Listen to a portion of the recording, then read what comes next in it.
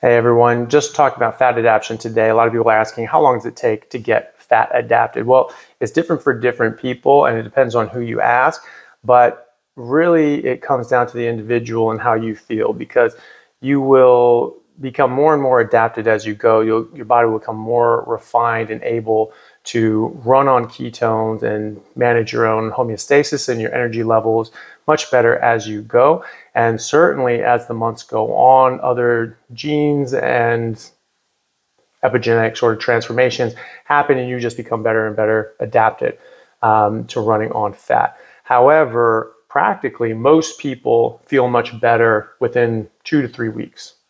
And that's generally what we see in athletic performance with the work of Professor Tim Noakes, that after about 3 weeks, pretty much everybody is sort of at an equilibrium where they can run pretty much the same on ketones as they were running previously on a high carbohydrate diet.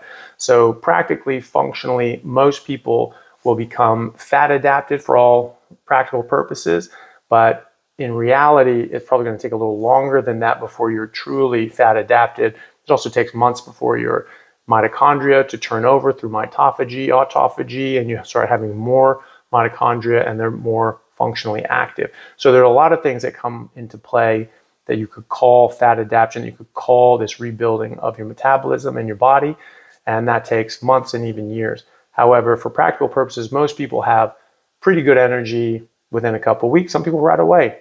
I didn't really have a lag in my energy levels when I switched, and I know that people like Ryan Talbot, NCAA All-American decathlete, he switched into carnivore halfway through the season, and he said he felt a little off for 2 weeks, but it didn't detract from his performance. And then after that, he really took off and started performing better and better and better. So it just depends on the person.